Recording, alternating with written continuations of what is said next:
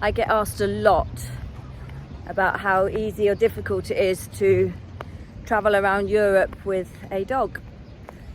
So I'm going to spend the next couple of days just kind of talking through all of the stages and what the challenges are and how to overcome them.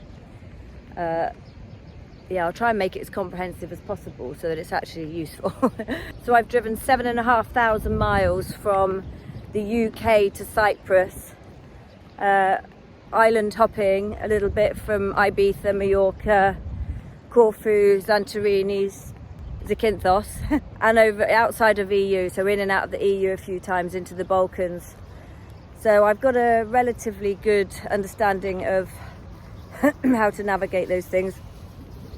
My intention is to go to Morocco as well, and I have actually made sure that I have the correct paperwork for when I do that, so I can talk through that as well. So this is my dog Pudding, for anyone who doesn't already know about my travels. She is about 9.5 kilos, so obviously my experiences with a dog of that size.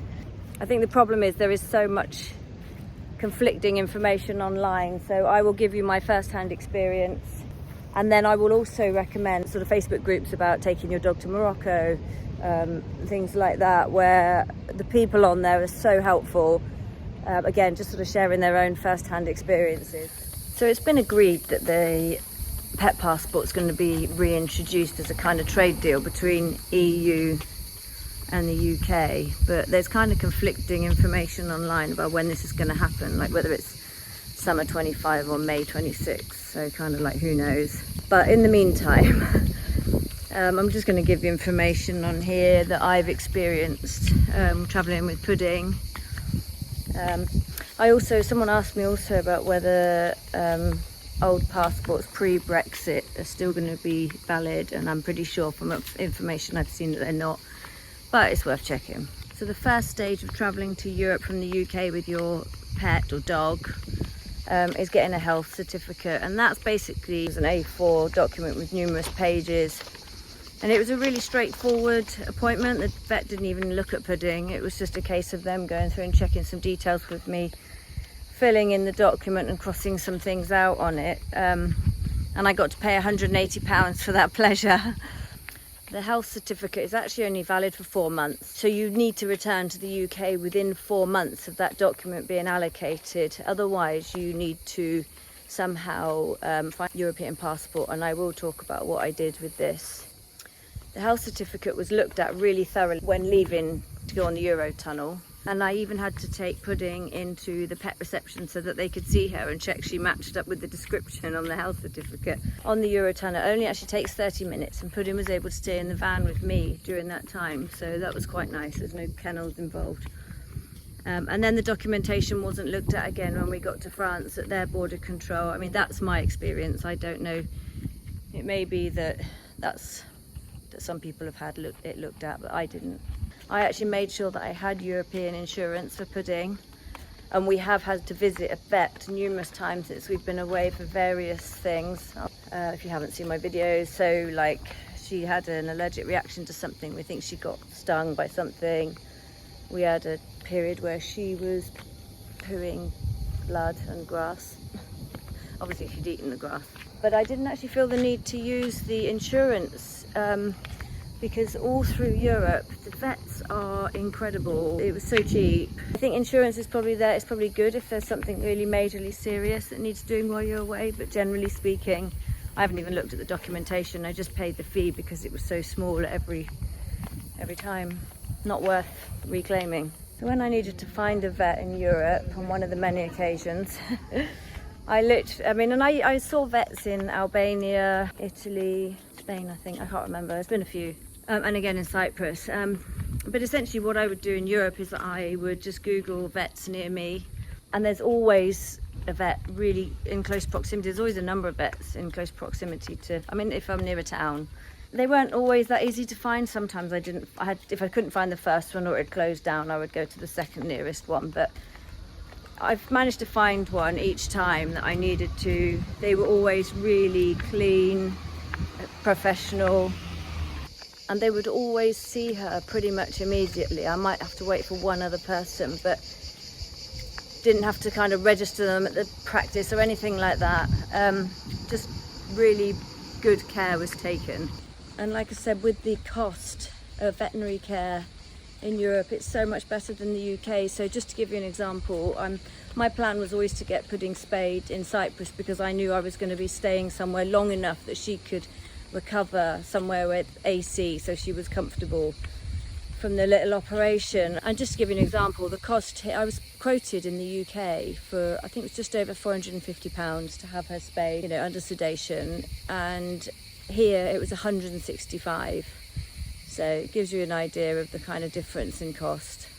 And all the vets, no matter what country I've been in, all spoke really good English, completely understood what my problem, what the challenge was, what the issue was, and were able to offer a resolution, and Pudding would be right as rain in no time.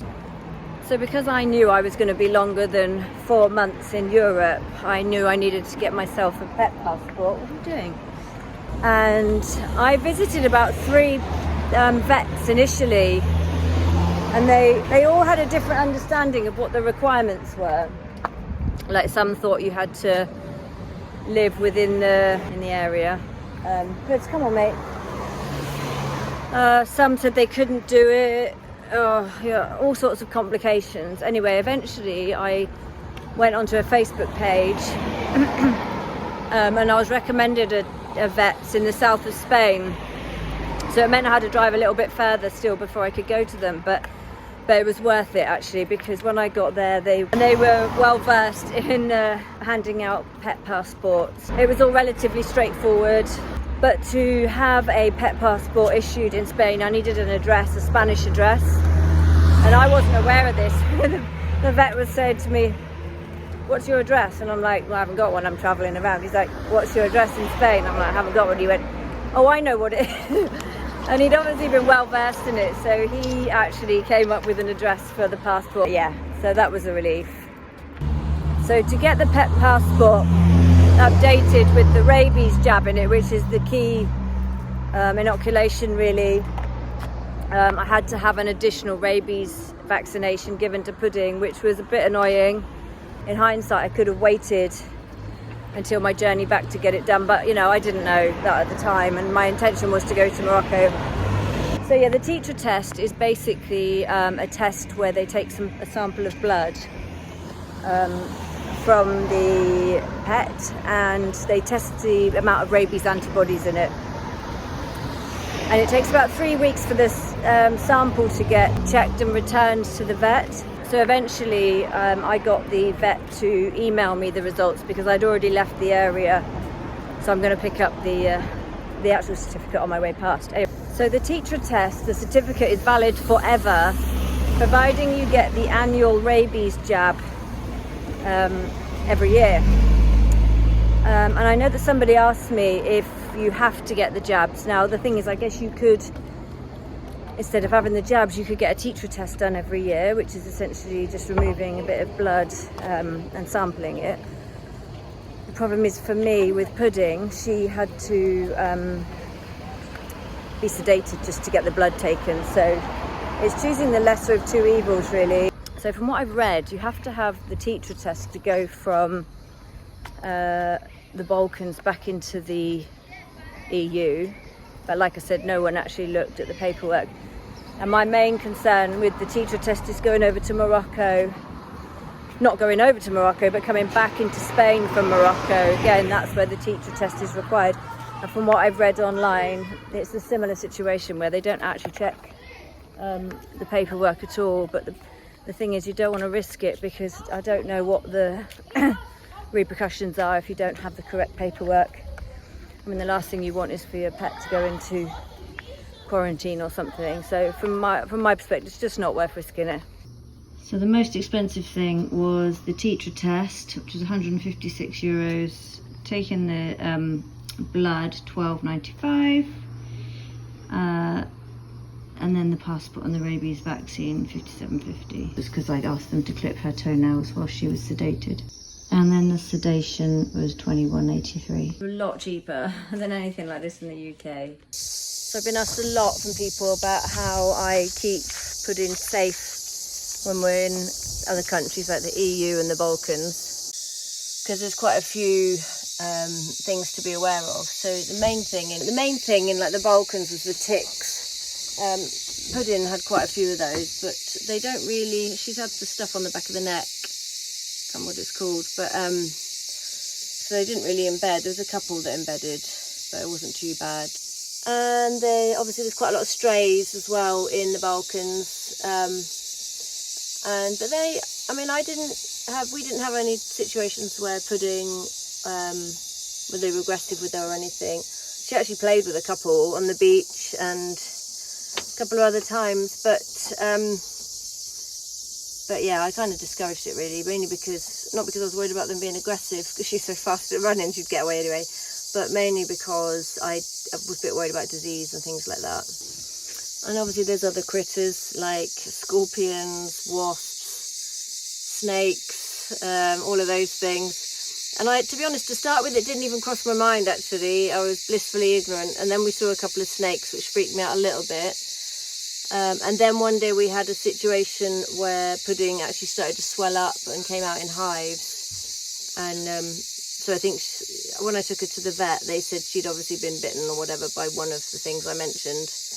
Personally, I think she swallowed a wasp, but and she just had some like antihistamine and stuff, and it was fine. But the vet wasn't at all worried about it. I think they must get that sort of thing a lot. One of the other things that people like warned me a lot about were the things called processionary caterpillars, and they're really weird. They're like caterpillars basically, but they all kind of line up in a long little train. It didn't cross my mind actually, and a lot of people warned me about them. Luckily Puddin wasn't interested at all in them, but I think the reason why they are such a risk is because of the little hairs.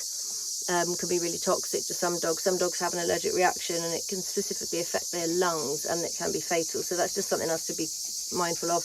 And they're in kind of places mostly where there's a lot of pine trees and forests and things. So a lot of people have asked me about how to keep the dogs cool, and obviously that is a bit of a challenge. Up until like Athens, most it kind of got to was like 27 degrees, which is, with the windows open, it was actually fine. It dropped off quite a lot at night. But once we got to Athens, oh my God, like in the space of no time at all, it shot up at one time was 37 degrees, which is just almost unbearable. But we managed to survive at the time by opening the windows, and I gave Pudding a wet towel to lie on. But ultimately we ended up checking into a hotel for a night, because even though the AC didn't work in that either, but it was still more bearable than the van. But I had been gifted an AC unit, which I could have done within Athens, but I got it delivered to Cyprus because obviously I thought I was going to be driving here. Anyway, I'm going to show it to you because it is literally going to be a godsend when we go back in the van. So it's this little thing, Evapolar. Hang on, I'll plug it in. So it's USB.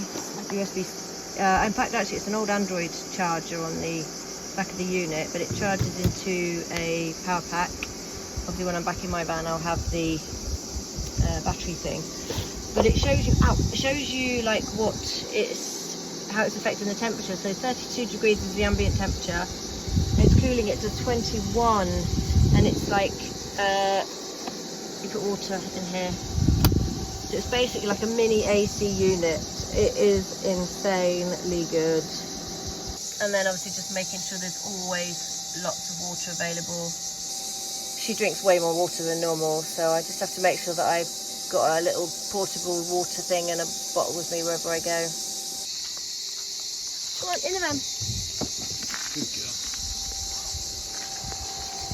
So one of the other challenges, I went on ferries a lot, and they all have different rules and regulations about where the dog can go. Some can go on deck, some can stay in the vehicle, some have to go in kennels, some can stay on the top deck. So make sure that you read the rules of that particular ferry line. I'll just let you know now that the ferry from Patras, which is near Athens, to Cyprus, which is a 30-hour ferry trip, the dogs have to go in the kennels the whole time. You can get them out for short breaks, but it's absolutely horrendous, so I do not recommend that. When I left Cyprus back to Athens, we flew, and it's a 2-hour flight, so I felt like for Puddin to be in a kennel for 2 hours, or it's about 5 hours in total compared with 30 hours. was more bearable. And with regards to anxiety, I did sedate her slightly on the 30-hour ferry trip because it was so horrendous. But actually what I found is some CBD oil works wonders, and I can put a link in the description below for where I get my CBD oil, which I take it every day. It's bloody brilliant. So yeah, I'll stick that in the description for you as well, but a couple of drops of that based on their weight and trial and error. I mean, it can't harm them, so takes the edge off.